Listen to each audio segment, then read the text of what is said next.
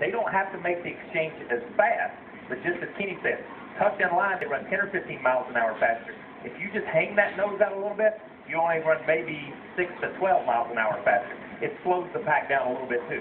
So you want to be tucked in as tight as you can, but you got to dip out for air every now and then. There are a lot of new challenges for the drivers, but also how about the spotters? They have a whole new world going on here at Daytona, and Hermie Sadler is standing by with two of the guys who could become unsung heroes today. Hermie?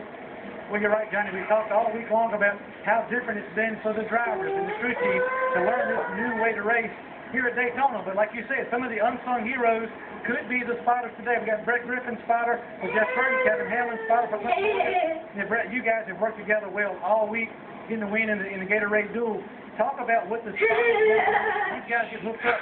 How do you guys decide who's doing the talking and leading these guys to the front? Yeah, we're starting back today after that duel win yesterday, first and second. So we found that we're a lot more efficient if one guy both drivers, and having it where those guys can communicate back and forth makes it where they can focus on what's come up as far as coming ahead. So the plan is for Kevin and I to stay beside of each other all day, and one of us be on the radio all day. Well, that sounds good in theory, but Kevin, another challenge could be through pit stops or getting lost on the racetrack. If you guys get separated, what's the key from a spotter's perspective to back each other?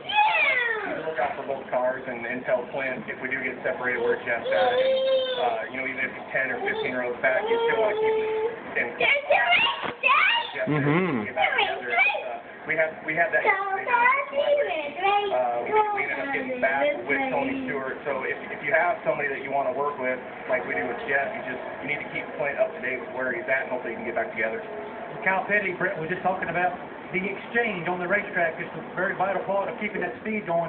What's the key for you guys when it's time to make that swap? Well, the drivers are coordinating that kind of between themselves, talking back and forth on the radio if they're on the same team. If they're not, then the spotters are standing right beside of each other, and we're literally tapping on the shoulder going, in three, we need to make a swap. It seems to make the swap efficient and as fast as possible as far as keeping the momentum going. The back car needs to go to the bottom at the entry of the corner, and then the new back car picks up that front car with the momentum on the exit, and then you're back to running 200 miles an hour in no time. Well, Kevin, this is the Napa know-how section. What are you guys going to have to know how to do to get your driver to victory lane today? It's quite a bit different, obviously, spotting than even this race last year, even Talladega last year. So when your guy's behind, tucked up behind the other guy, you need to spot out the front so that they know what's coming. And yesterday, Clint reminded me of that because all they see is spoilers. So if they're clear by 10 off the front, you need to remind him so they kind of know the back car if they're going to be going high or low. And it's like I said, you never spot out the front except for here, so it's a whole different dynamic. Whole different dynamic, not only for the driver, Johnny, but also the spotters. These guys will try to work together to get these RCR guys 1-2 to have a chance to win.